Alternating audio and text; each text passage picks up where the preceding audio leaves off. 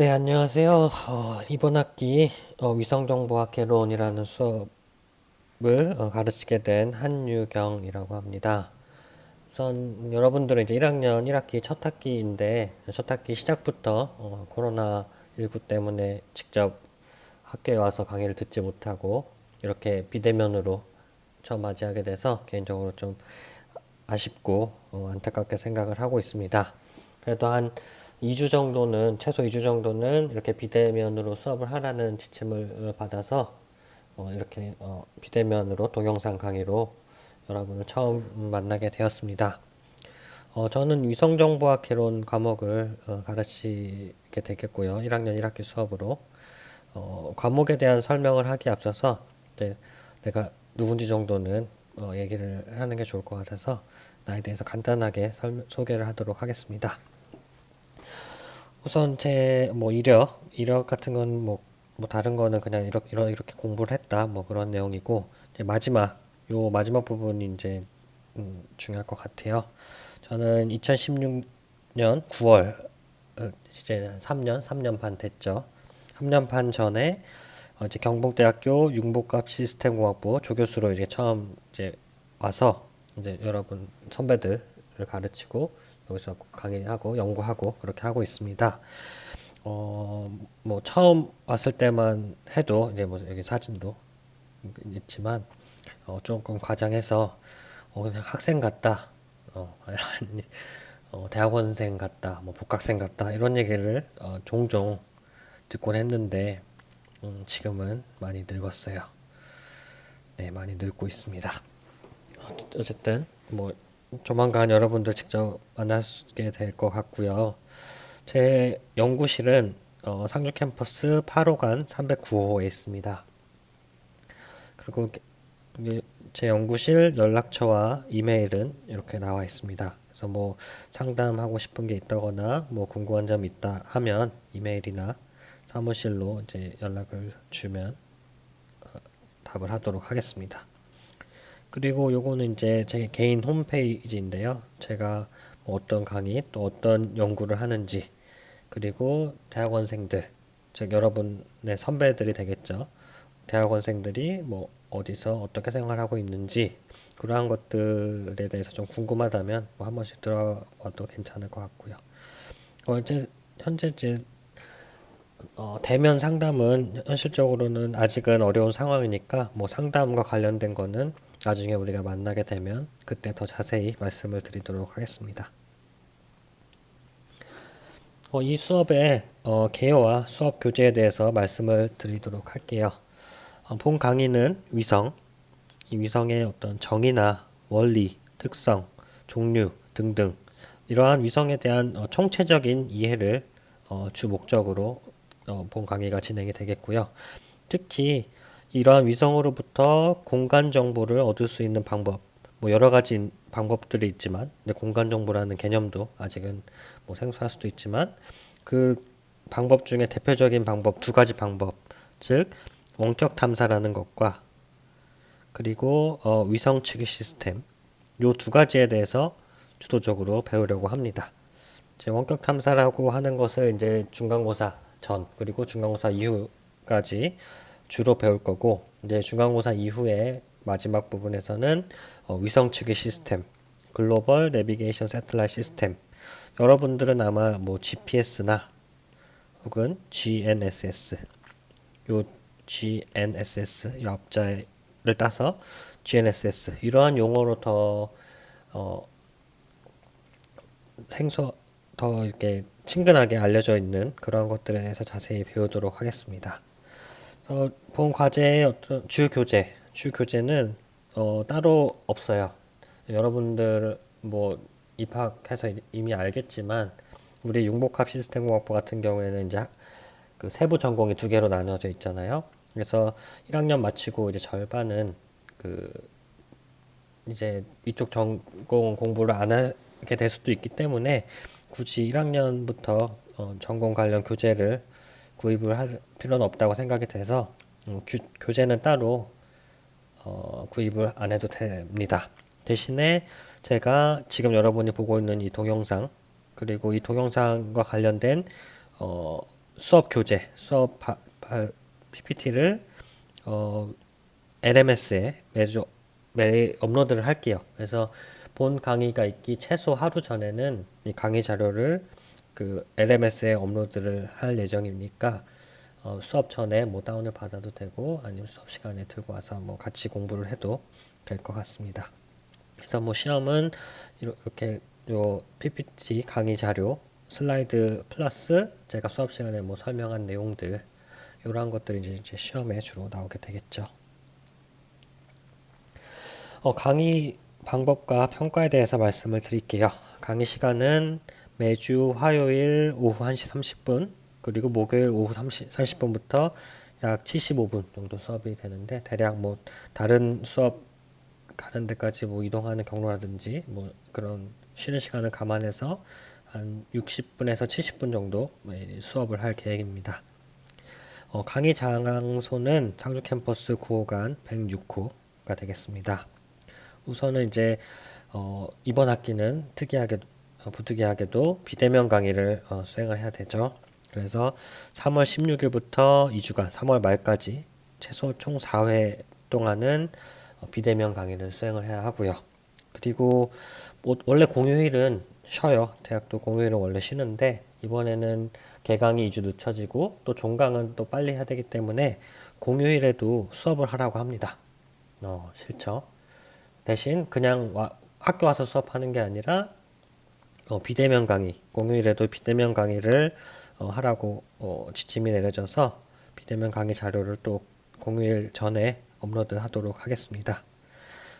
평가는 중간고사와 기말고사의 두 번의 시험이 이제 주 평가 항목이 되겠고요.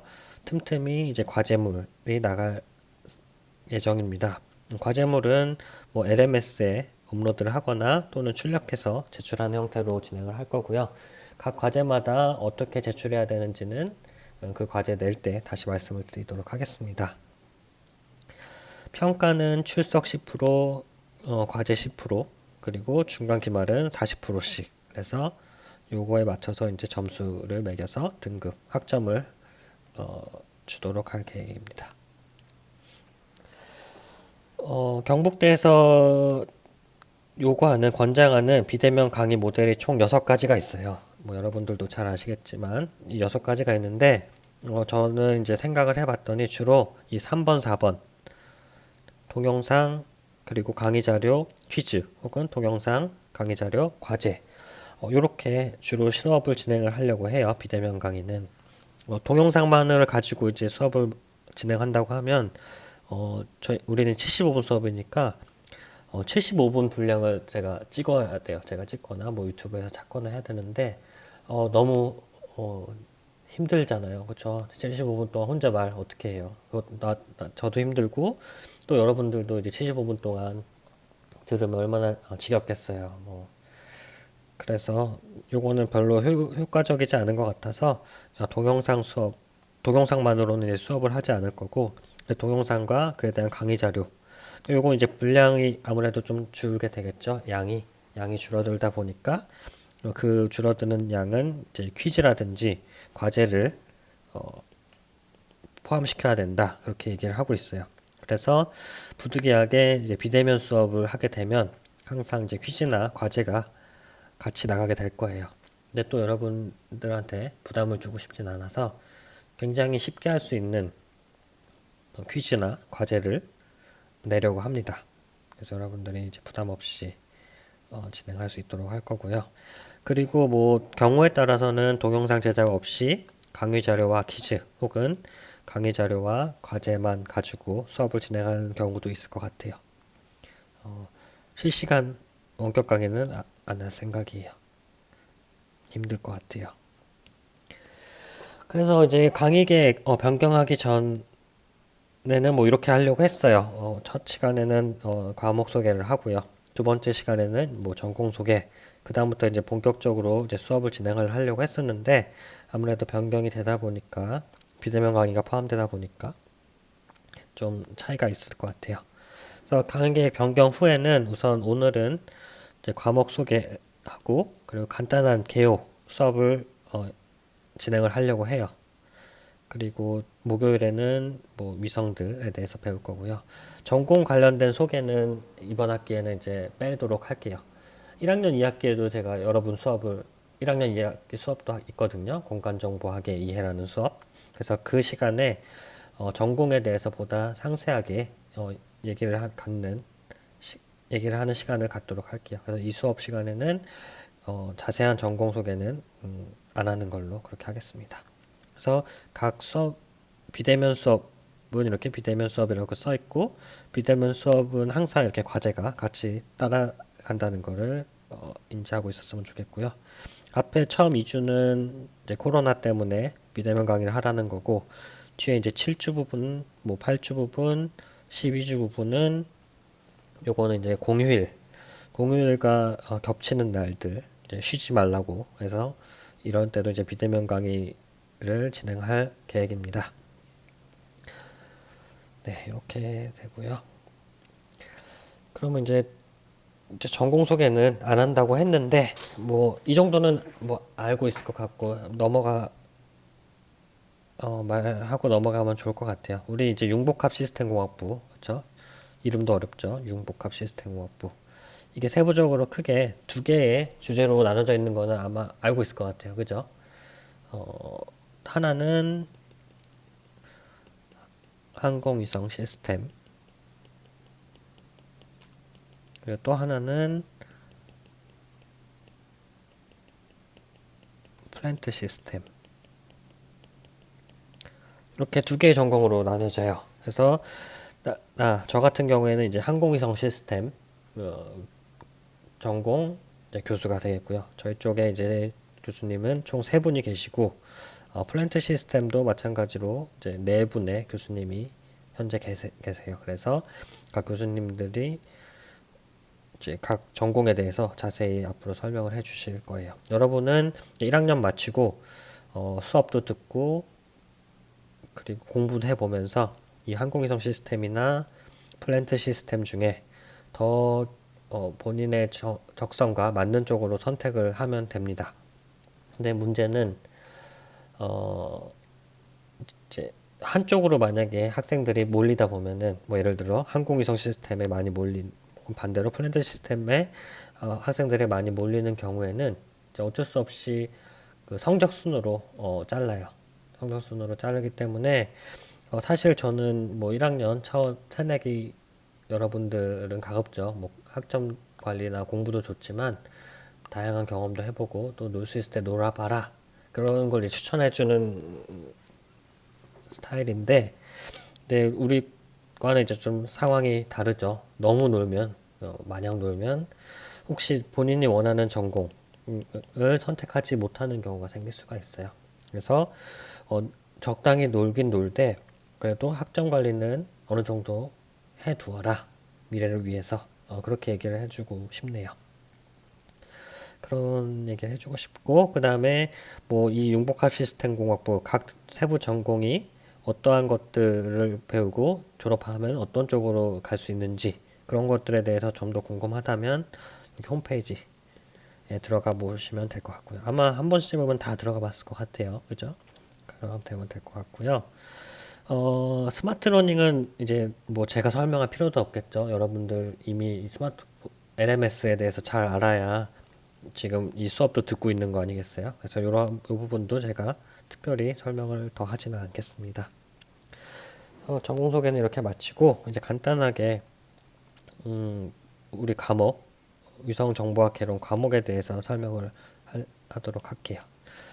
자, 사진 하나 가져왔어요. 이게 무슨 사진 같아요?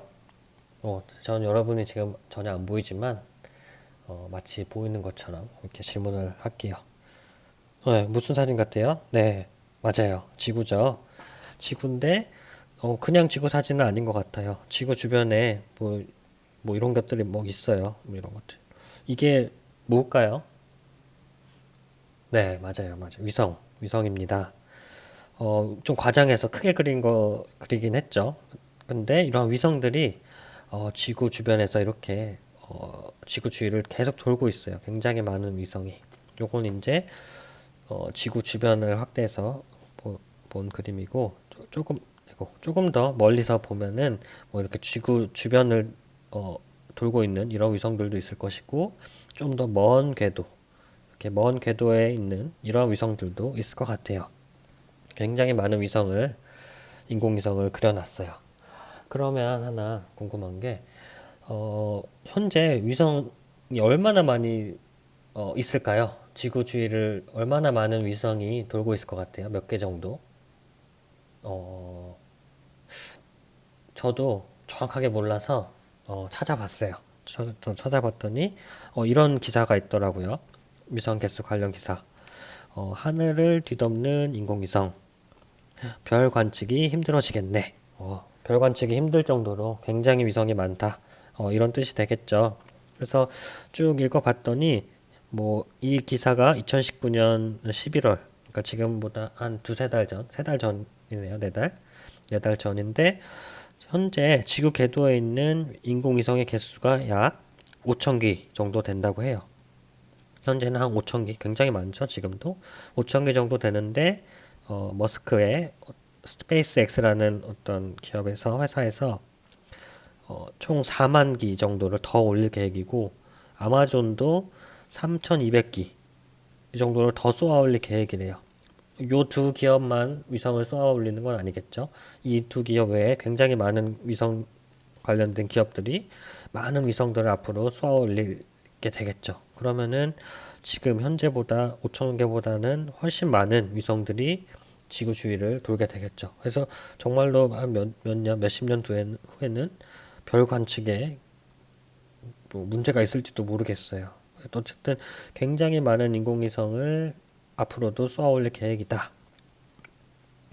그런 이게 최신 기사였고요. 그러면 이게 뭐 이렇게 위성을 많이 쏘아 올리는 건 이제 알겠는데, 이번에는 궁금한 게 우리나라도 그럼 위성을 갖고 있는지, 우리나라 위성이 있는지 그런 것 혹시 궁금하지 않나요? 우리나라도 이제 위성을 쏘아 올렸을까요?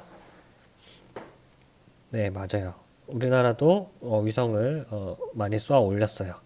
그 중에 이제 가장 핫한 게 요 2020년 2월 19일, 즉 지금보다 약 한 달 전이네요. 한 달 전에 올린 천리안 2비호 위성과 관련된 이게 이제 제일 최근이에요. 최근에는 뭐 이제 가장 이슈가 뭐 아무래도 코로나가 되겠죠. 코로나가 되는데 뭐 2월 19일 전후로는 이제 뭐 실시간 검색 같은 게 뭐 코로나19 확진자 수 뭐 이런 게 검색어에 있다가 뒤쪽에 천리안 2비호 뭐 발사 성공 뭐 이러한 것들도 검색어에 같이 있었어요. 그 뭐 관심 있는 학생들은 뭐 이미 알고 있을 수도 있는데 약 한 달 전에 이제 천리안 2비호를 성공적으로 발사를 해서 잘 운영을 시작하려고 하고 있어요. 그래서 이와 관련된 영상을 하나 보도록 할게요.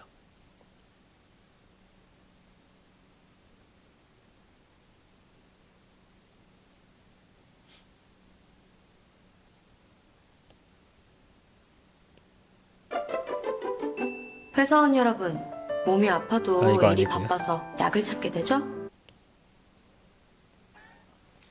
국내 기술로 개발된 환경위성 천리안 2비호가 오늘 우주로 첫 걸음을 뗐습니다. 특히 천리안 2비호의 눈은 미 항공우주국 나사도 부러워할 만한 능력을 가졌다는 평가입니다.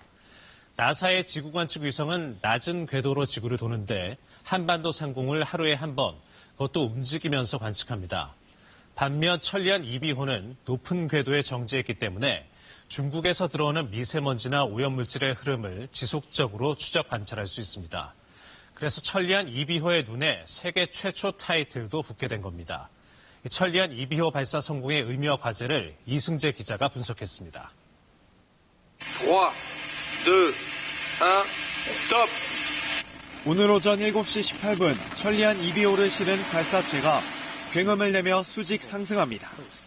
기아나 우주센터에서 발사된 천리안 2비호는 목표 궤도에 안착했습니다. 천리안 2비호는 한반도 상공 36,000km 궤도에 머물며 대기와 환경 변화를 동영상 찍듯 지속해서 관측하게 됩니다. 천리안호의 정확도는 이미 나사를 앞질렀습니다. 나사가 촬영한 한반도 상공. 중국에서 유입된 미세먼지 유발 물질 띠가 중간중간 끊기고 흐릿한데 같은 쌍둥이 천리안 2A호가 포착한 사진엔 선명한 띠가 관찰됩니다. 중국으로부터 어떤 물질이 어떤 경로로 유입돼 미세먼지를 일으키는지 추적할 수 있습니다. 또 미세먼지 원인이 되는 물질들을 우리가 관측해서 미세먼지 문제 해결에 크게 기여할 걸로 이렇게 생각이 됩니다. 천리안 2비호에 실린 환경 센서는 미세먼지 등을 유발하는 20여 종의 대기 오염 물질을 식별할 수 있습니다. 관측 범위는 동아시아 전역. 지상 관측에만 의존한 대기 오염 예보의 정확도가 높아질 것으로 기대됩니다. 남은 과제는 수집된 데이터를 잘 활용하는 일입니다. 위성의 수명 기간 동안 개발이 되고 지원이 되어서 잘 활용을 할 수 있는 그런 기반이 마련되었으면 합니다. 천리안 2비호는 앞으로 2, 3주 뒤 정지 궤도에 안착한 뒤 쌍둥이 위성 2AO 옆에서 향후 10년 동안 임무를 수행합니다. KBS 뉴스 이승재입니다.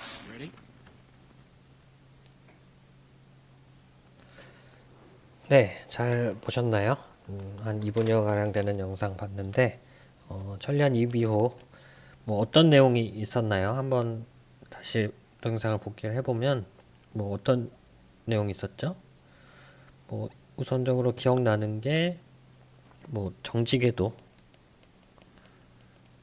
그리고 뭐 환경위성이다 천리안 2비호는 뭐 이런 얘기가 있었던 것 같고 또 다른 위성이랑 하나 비교를 했었죠. 뭐 낮은 궤도를 보이는 뭐 저궤도라고도 표현하겠죠. 저궤도를 보이는 나사의 뭐 테라라는 위성보다 뭐 더 잘 관측을 할 수 있다. 뭐 왜냐면은 이 천리안 2비호는 뭐 높은 궤도 그래서 이제 잘 추출을 지속적으로 모니터링을 할 수 있기 때문이다. 뭐 이런 얘기도 있었고, 뭐 36,000km 상공 궤도 뭐에서도 이제 돈다. 뭐 이런 얘기도 있었고, 얘는 이제 뭐 미세먼지를 탐지하는데 효과적이고, 뭐 동아시아 전역에서도 모니터링이 가능하다.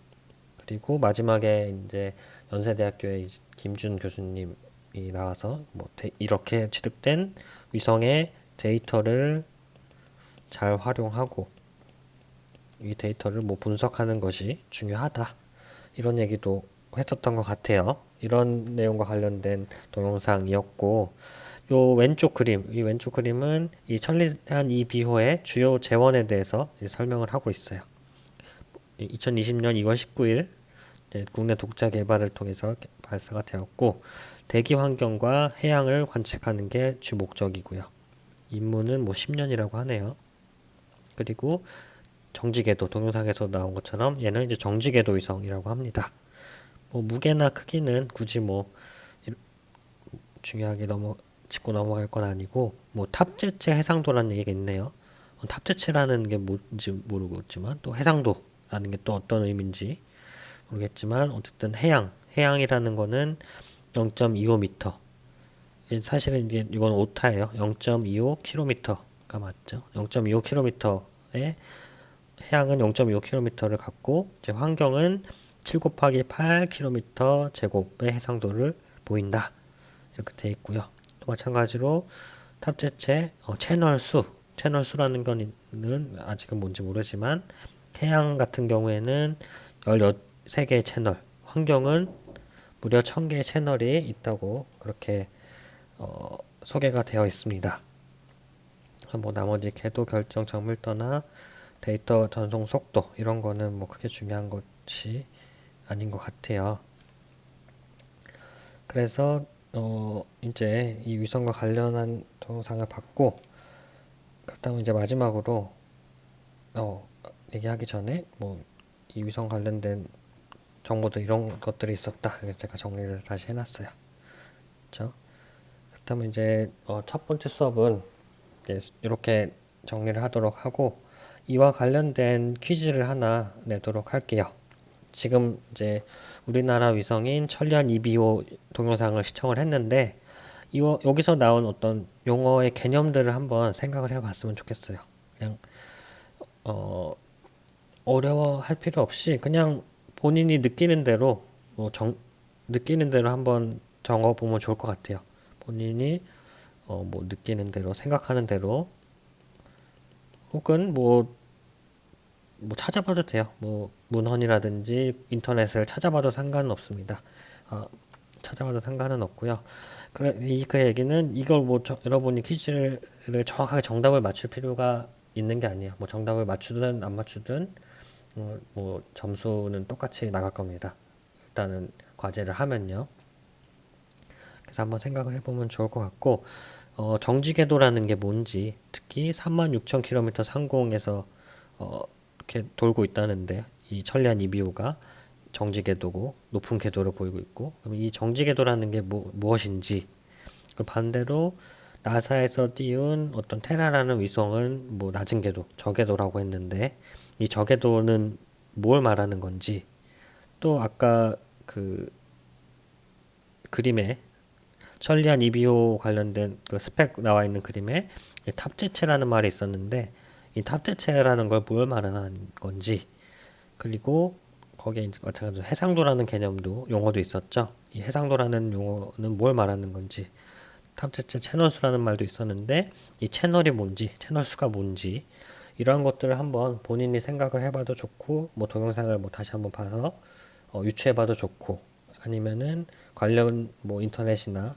문헌을 찾아봐도 좋습니다. 그래서 이와 관련된 퀴즈를 풀어서 이제 게시판에 작성을 해주세요.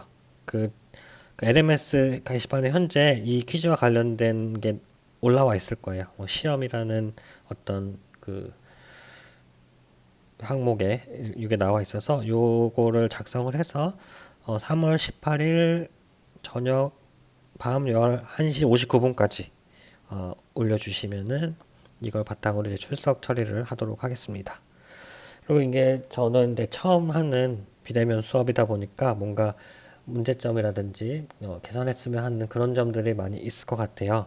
뭐 목소리가 너무 작다든지 아니면은 뭐 좀 더 잘 진행할 수 있는 그런 여러 아이디어들을 제안을 하거나 의견을 제시해 주면은 뭐 제가 이제 컴퓨터를 잘 다루지는 못해서 다 반영을 할 수 있을지 모르겠지만 제가 할 수 있는 부분들은 최대한 반영을 해서 비대면 강의도 여러분들이 잘 듣고 공부하는 데 도움이 될 수 있도록 조금씩 이제 개선을 해 나가도록 하겠습니다. 네, 이상입니다.